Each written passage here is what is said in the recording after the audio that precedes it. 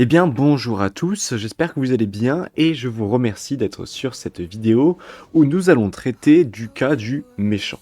Parce qu'en effet, le méchant est une figure primordiale des œuvres artistiques et quand on parle de héros, on ne peut s'empêcher d'y voir un antagoniste.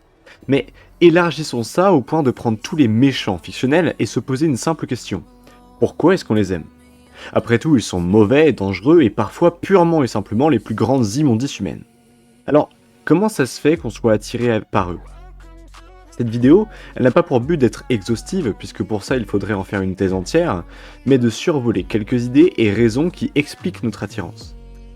Attention d'avance, au spoil, normalement il y a des timescodes, mais on sait jamais. Donc bref, commençons.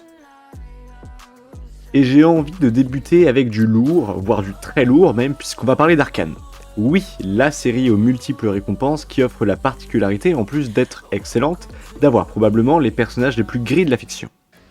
Arcane, c'est cette série qui nous place dans un monde déchiré entre deux villes qui ne peuvent plus se blairer.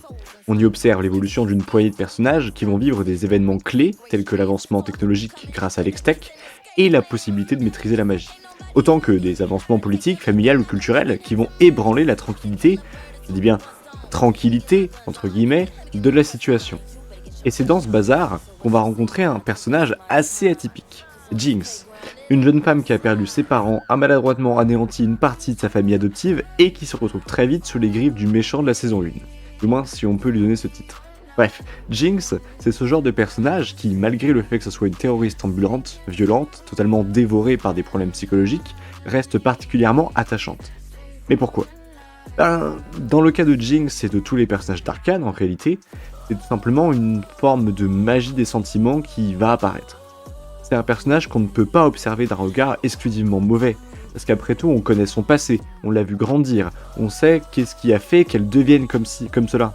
Même son prénom a changé pour marquer ce passage brutal de l'enfance à la folie. Et c'est l'une des choses qui nous fait l'aimer. Quand on observe Jinx, on aperçoit aussi tous les malheurs, toutes les raisons pour lesquelles elle implose en permanence, en plus de rajouter ces moments de lucidité qui montrent bien que son âme n'est pas une noirceur puérile, mais bien une complexité émotionnelle qui provoque sa rage. Et ça, en réalité, c'est super attractif. Et on finit par ressentir une empathie exponentielle pour elle, au point d'être affecté par sa situation. C'est pour cela que je dis que Jinx, c'est ce genre de méchant qui nous montre que l'une des raisons de notre amour de l'antagoniste, ironiquement, c'est nos sentiments. On est prêt à faire une trêve avec l'éthique, avec nos valeurs, le temps de la déchéance d'un autre. Et ça, simplement car on n'est pas indifférent à sa situation. Et c'est presque exactement comme notre second vilain, puisqu'il s'agit ni plus ni moins du Joker. Soit en quelque sorte l'un des plus grands représentants du mal dans le monde du comics. Et à raison, Joker c'est le visage emblématique du vilain, celui qui par excellence est méchant. Alors qui, de sensé, aimerait un gars pareil? En réalité, beaucoup de monde. Le cas ici est différent de Jinx. C'est pas particulièrement son passé ou le fait de l'avoir vu grandir qui fait qu'on l'aime. Ça peut être une raison, bien que pas la principale, mais le Joker, si on l'aime, c'est car il est la réponse virulente et peut-être, voire certainement, un peu trop extrême au système de la société. À tous ses vices, ses problèmes, son hypocrisie et à quel point elle peut anéantir quelqu'un. C'est pourquoi le Joker, c'est un personnage qu'on aime, c'est car on parvient à s'identifier et à comprendre son raisonnement. Comme une représentation extrême de ce qu'on aimerait faire pour montrer notre mécontentement. Il est l'archétype idéal de celui qui dénonce avec tant de haine qu'il ne peut être vu autrement que comme un antagoniste. Mais c'est justement ce qui est nécessaire. Si à sa place on avait un vieux personnage basique qui tente de faire bouger les choses dans le pacifisme, ça serait noble, effectivement, mais absolument pas marquant. Car dans le film, c'est dans la vision de la mort que l'on va comprendre. Le Joker éveille en nous des instincts de survie qui activent nos neurones du pourquoi il fait ça. Et c'est soit en devinant ou en se renseignant qu'on finit par comprendre. Il rend, en quelque sorte, à taille humaine ce qu'une planète entière endure en silence. Et ça, force est de constater que ça nous plaît. On projette des vérités sociétales en lui, en le rapprochant inexorablement de nous-mêmes. Bon. Le prochain méchant, il est un peu plus tendu, je vous préviens. Je vais vous parler de l'excellent livre de Robert Merle, La mort est mon métier. Je vous invite d'ailleurs à le lire à tout prix, c'est ce genre de livre qui vous place dans une situation plus difficile encore qu'un Joker. Puisqu'ici, il s'agit tout simplement de la réalité. Merle, dans son livre, il nous place dans la vie de Rudolf Lang, de son vrai nom, Rudolf Hauss, pour ceux qui savent, Oui, effectivement, c'est celui qui a dirigé le camp d'Auschwitz. L'un des responsables, comme le dit mieux que moi le procès Nuremberg, de la lente et tâtonnante mise au point de l'usine de mort d'Auschwitz. Et là vous allez me dire, ouh là là là là, dans quoi il s'embarque que lui? Et vous auriez raison. Après tout, on parle quand même du plus grand génocide de l'histoire, et il faut être absolument fou pour apprécier un méchant qui a réellement effectué autant de meurtres. Et oui, c'est vrai, effectivement. Mais le sentiment perturbant et aussi la grandeur du livre, c'est qu'on va jouer avec cette même ficelle que pour Jinx, avec un contexte historique, une réalité. On va nous mettre en place une enfance, une jeunesse absolument horrible, une évolution d'un personnage dans un cadre entièrement immoral, militariste, destiné à l'autorité et qui n'a d'autre choix que d'obéir. Une fois plus grand, c'est dans un contexte de Première Guerre mondiale et d'un bagage de violence que Rudolf s'engage nécessairement dans l'armée. Et c'est là où le personnage va malheureusement ressentir pour la première fois une sensation de vie. Et tout ce passage jusqu'à Auschwitz est très particulier puisqu'on tend à oublier la fin. On lit simplement la vie horrible d'un Allemand à la malchance d'être la construction d'un déterminisme social. Et même une fois qu'il devient le gérant du camp de concentration, on oublie presque ce qui va se passer. Les mots, les tournures de phrases, les pensées du personnage, absolument tout nous ramène à une mise à distance. Tellement que le personnage, on ne le voit plus comme un méchant à 100% mauvais, mais comme le résultat d'une équation entre une éducation et le vécu. Et malheureusement, c'est seulement quand sa femme dira enfin les mots que l'on cache depuis le début, qu'il extermine les juifs, que l'on prend un coup d'électrochoc. Et au passage aussi, une certaine culpabilité d'avoir si longtemps mis de côté le simple fait qu'on soit en train de lire un témoignage réel.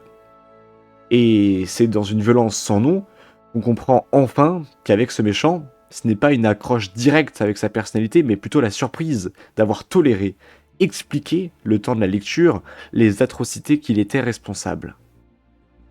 Et dans un sens, bien qu'on ne puisse pas dire forcément que on aime Rudolf, force est de constater qu'il est parvenu à nous transmettre des émotions que d'autres méchants n'auraient pas pu faire à sa place.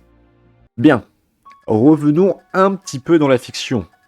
Nous quittons pas pour autant le morbide, puisqu'on va se demander pourquoi des films comme Halloween ou Seven fonctionnent. Pour info, c'est ce genre de film où l'on observe littéralement des tueurs en série commettre des crimes totalement gratuitement.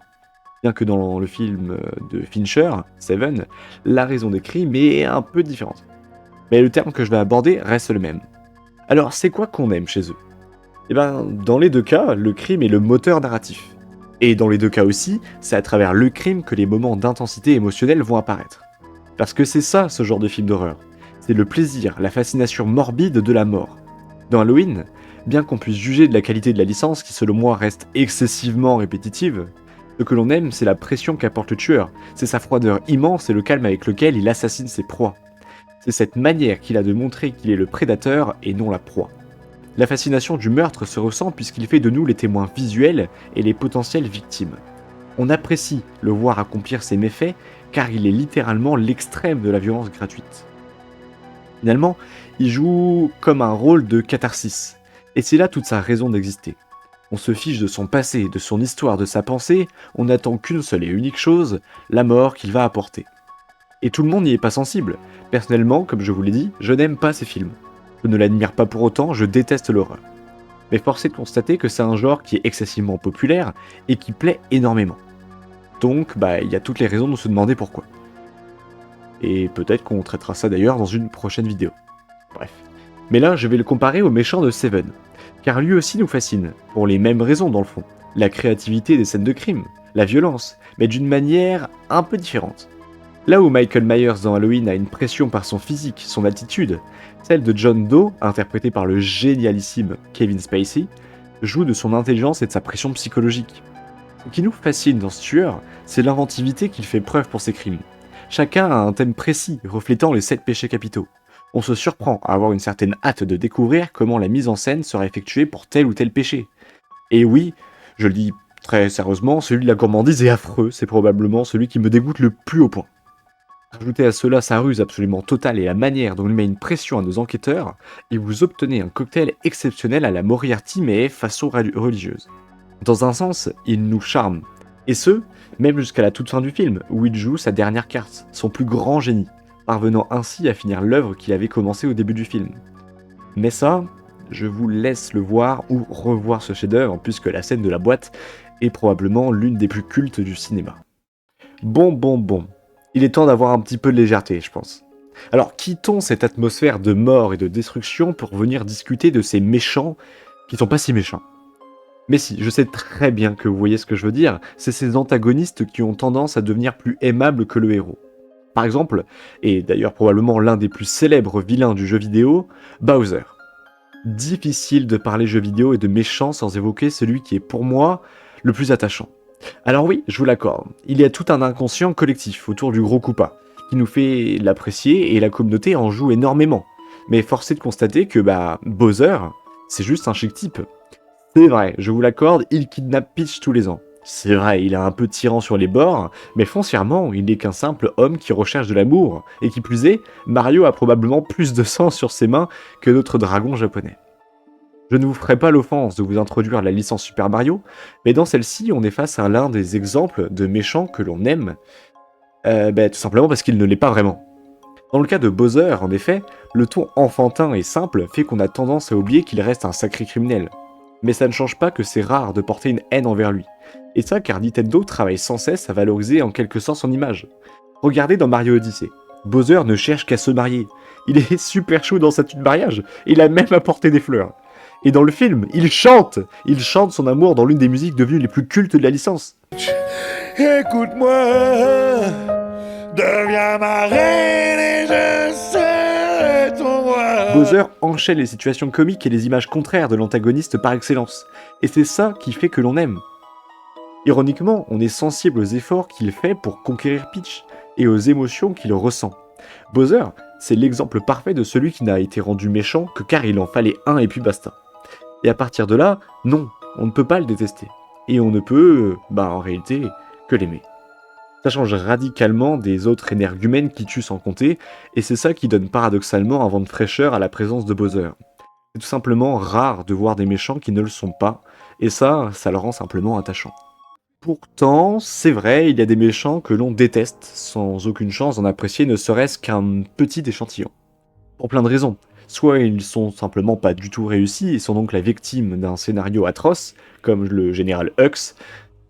Bah oui, après tout, il vient de Star Wars, des volets qu'on doit oublier, soit car ils sont juste bien trop horribles. Je m'éviterai de parler d'un certain tonton moustachu qui a dirigé l'Allemagne durant quelques années. Je pense que vous voyez très bien de qui il s'agit. Et c'est seulement, peut-être, dans l'idée d'une mise à distance, comme avec Rudolf Hauser, que on peut peut-être apprécier ce genre de méchant. Et je dis peut-être. Et bien que certains diront qu'il est possible d'y voir une fascination chez les plus grands dictateurs, ou bien même vous pourrez me dire que si on prend un peu de distance, on remarque que même les ratés ou quoi que ce soit d'autre ont toujours un moyen et une interprétation qui fera qu'ils peuvent être aimés, et dans le fond je ne pourrais vous contredire, un personnage mauvais ou non, ça reste un personnage. Et à partir de ce moment-là, il se plie à cette règle universelle du subjectif. Certains seront appréciés, même mauvais, car ils ont une valeur nostalgique. D'autres trop méchants, car c'est dans cette méchanceté qu'on est fasciné.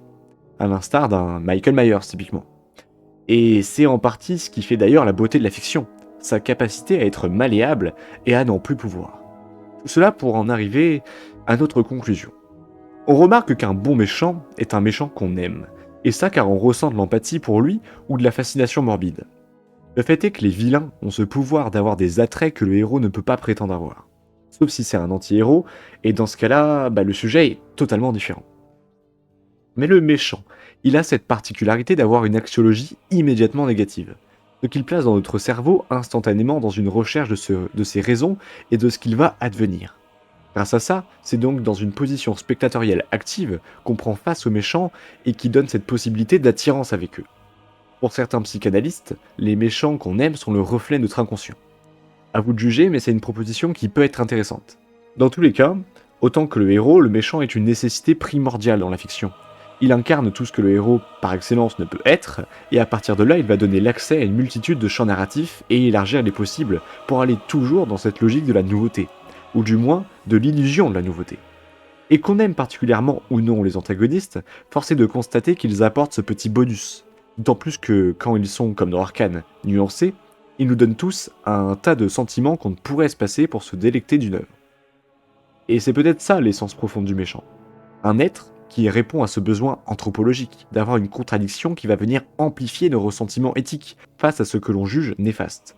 ou au contraire, dénoncer les abus de la société dans laquelle on vit. Alors, dans le fond, que l'on aime Bowser et son comique de situation, Myers et ses atrocités, ou simplement la dénonciation du Joker, restons simplement ceux qui aiment quand un méchant sait nous faire vivre une galaxie d'émotions. Bien, je vous remercie d'avoir vu cette vidéo, n'hésitez pas à vous abonner et à liker, et on se retrouve la prochaine fois pour un tel mystère.